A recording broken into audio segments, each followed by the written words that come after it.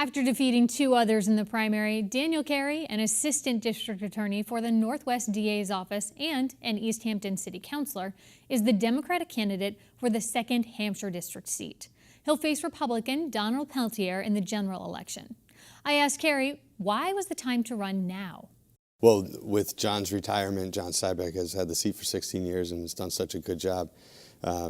I knew we needed somebody who's going to hit the ground running and has a lot of energy and enthusiasm for the seat, especially with all the new legislators that are coming out of Western Massachusetts. And having been on the city council for the last few years, I knew this was the kind of work that I was really interested in and I enjoyed. And so it just felt like the right time to run. On your tenure at the Easthampton City Council, are there things that you've learned about the way that city government and state government work together that you think, here's an area we might improve upon a bit?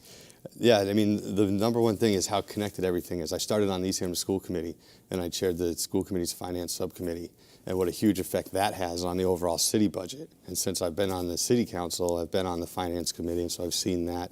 And then, you know, having been on the city council, we've done a lot with state grants, and we try to stack grants as much as we can and use our resources the best we can. And that's something we need to lean on our state legislators for. And so just having that working relationship with our own legislators and with Boston, I do feel I have a good sense of how that all works, and I'm excited to continue being involved with it. Your day job is within the Northwest District Attorney's office. You've worked in the drug diversion and treatment program there, and I know the opioid crisis is something you talked a lot about on the campaign trail. For you, ideas about the way that state government could help in the opioid crisis? Mm-hmm.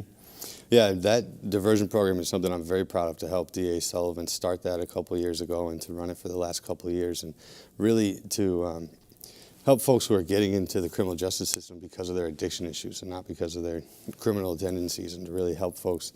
We'd move them right into treatment instead of prosecution. I got a really good look into the treatment world and the recovery world, and there's a lot of room for improvement there, and connections and bridging the gaps right now that, if somebody gets into a detox and, is doing great, and then there's no next step for them, that's an easy place to relapse. And that's when we see a lot of overdoses too. Even people coming out of jail, if they don't have good services and good networks in place for the next step, then their tolerance has gone down. If they use the way they used before, they're susceptible to an overdose, which we're seeing more and more all the time. I've also heard from people in the community, while people overall, I think, want people to get well if they're struggling with a drug addiction, there's also frustration, especially among the African American and Latino communities, who feel like, 20 years ago, you look at the crack epidemic, you look at marijuana rates of incarceration related to that, and those communities have consistently, statistics show, been disproportionately incarcerated or prosecuted for those offenses.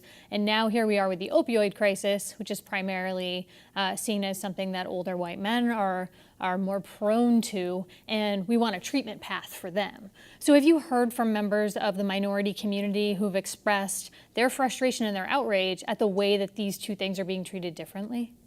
I mean, that's a huge problem historically, and that's something we need to continue to work on.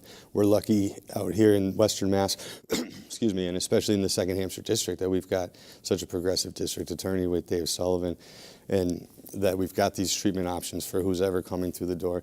And that's something I've really noticed working with folks, is that the addiction doesn't care who you are. They don't care what your level of education is, what your age is.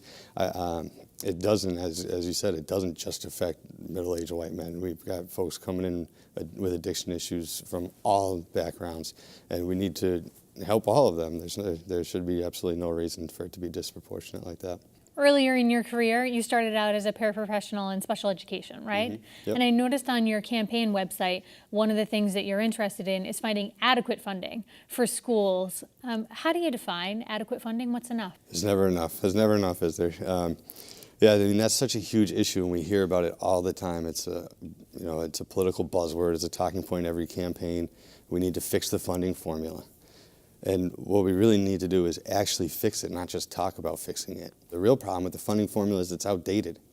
It was put in place a long time ago, and there were supposed to be checks on it every once in a while. Let's see if it's working, and those checks never really happened.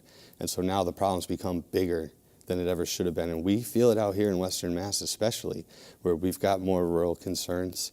But all across the state, there's special education has changed in a huge way since that funding formula was implemented. And English as a second language, English language learning, that has changed also. But the funding hasn't changed, so the dollars are still following kids around, and there's just huge improvements that can be made and need to be made. You're a millennial, right? I am. Student loan debt, I think, is the And thing I don't think it's a bad word. not going to go there. I think student loan debt is the phrase that's most commonly sort of linked, or one of the phrases that's linked to being a millennial. Yep. What's your experience been with student loan debt? What have you heard from others in your generation? Well, so I'm a millennial. I graduated my undergrad in 2007, and I graduated law school in 2017. And I'm still paying off my undergrad loans, never mind my law school loans. And that's something I knew taking them on, that I'd have to pay them back. But there's just so much room for improvement there with folks who are signing these things and not knowing what they're getting themselves into, or the loan companies changing things without giving proper notice, and all these kinds of problems.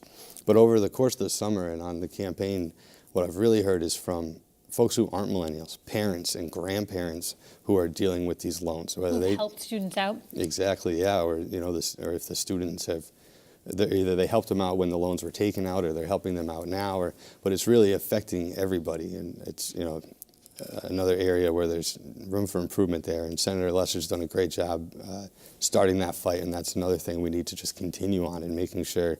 Once we get it in the newspaper once, we're not saying, okay, we're done with that, on to the next. We got to keep working on all of these things, like with the funding formula, make sure we're checking in and making sure things are working, not just saying, oh, well, that's done, and forgetting about it.